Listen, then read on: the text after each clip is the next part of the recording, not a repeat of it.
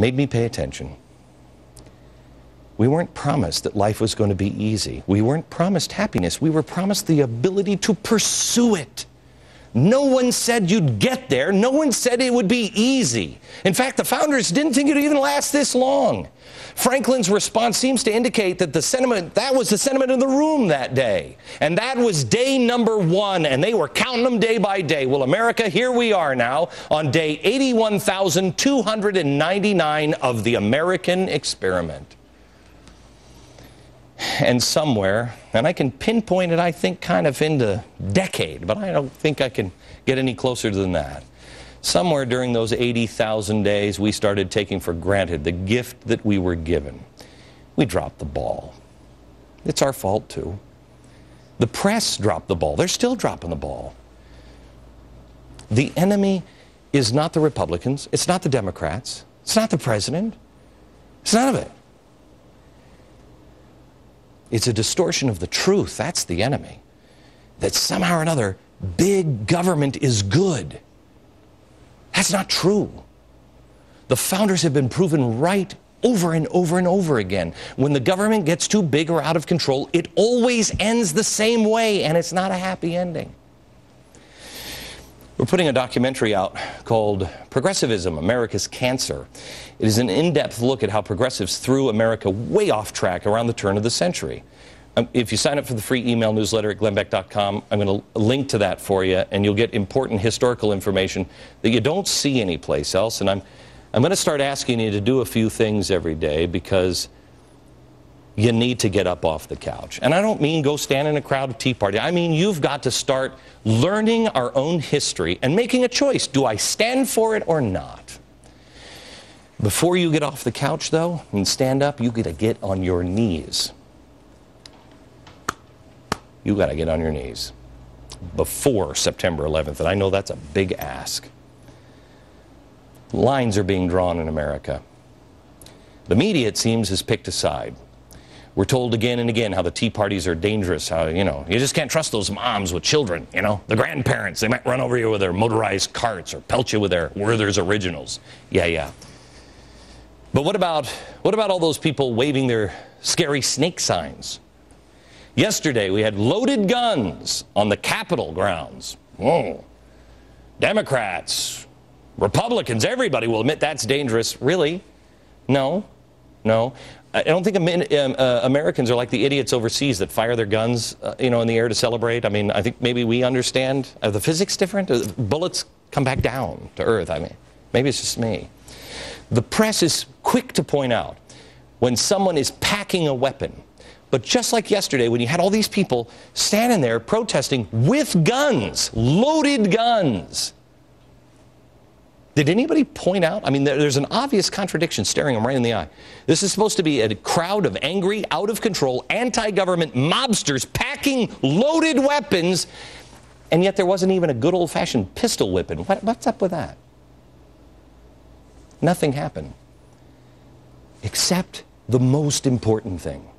People exercise their right to peacefully assemble and speak out. Yet, we have a former president tell us on the anniversary of the Oklahoma City bombing that speech is somehow or another dangerous. No, it is not. It's essential. Timothy McVeigh was a certifiable nut job. I don't know a single person in the Tea Party that go, oh, that Timothy McVeigh. What he did isn't protected by the First Amendment or any of the amendments. What I do, what Rush does, what Bill Clinton does, what Barack Obama does, what you do, that is protected. Speech. Standing up. The problem is, we forget our own history. And so it can be used against us. You got to learn it. Yesterday was the anniversary of Oklahoma City bombing. Do you know yesterday was also another big anniversary of something that is directly related? Waco. Why did Timothy McVeigh do it in his distorted mind? He committed an inexcusable act. Why? Because he said he was angry at an out-of-control government at Waco that could kill women and children, all in the name of protecting women and children. It didn't make any sense. I'm not crazy and that doesn't make sense. He was and it didn't make sense. I'm not arguing whether Clinton should have gone into the compound or whatever. History, you decide that for yourself. I bring this up because it's important for you to understand. You need to understand Waco and Oklahoma City. The former president was out there condemning the Tea Parties and saying the next Timothy McVeigh is being raised up from the Tea Party movement. This is the same president who was the one Timothy McVeigh was pissed at because he's the guy who issued the order to go into the compound. It ended horribly. I don't think President Clinton wanted it to end that way. I'm not saying that. But here comes the president blaming Oklahoma City bombing on people like Rush Limbaugh for questioning the government and Bill Clinton as president, acting what many people think was recklessly, which resulted in the deaths of women and children. For the first time in my life, I think, at least my recollection, we're being told by a former president, and we're expected to believe that words about the government acting recklessly are more dangerous than the government actually acting recklessly. Do the math on that one. Their defense is that speech caused Timothy McVeigh, not the action by the government. No, speech. The truth? Only one thing caused Timothy McVeigh. Timothy McVeigh. Not Clinton, not Reno, not Rush, not you, not me, not speech, not religion, nothing. Timothy McVeigh. But by getting you to argue this, it brings us off the point of the real issue. An out-of-control government, and you're right. David Koresh, nut job. Timothy McVeigh, nut job. Little to do with the story anymore. They're both dead. What journalists should be doing is exercising their right, their responsibility, and their duty. You have the G20 protest, violence. Got it?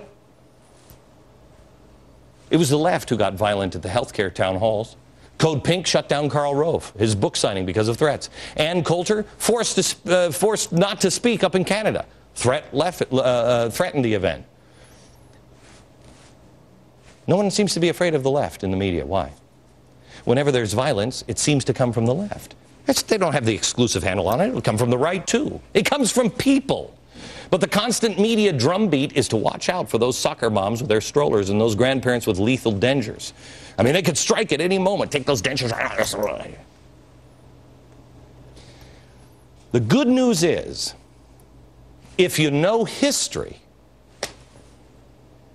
you'll see it's a pattern. And it just repeats itself over and over and over again. So it gives you the way out. And that's what this show is tonight. The way out through history. Martin Luther King, do you know what the press said about, you know what the press says about Martin Luther King now? Do you know what the press said about Martin Luther King then? How about this one? Washington fears violence in March. Whoa.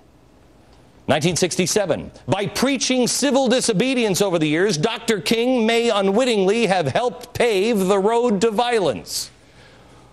America Tea Party goers, you are in good company. Standing up against the government, a government that you feel is grabbing too much power or is out of control, if you do it peacefully, you are in good company. And so far, that's the only evidence they have. Peace.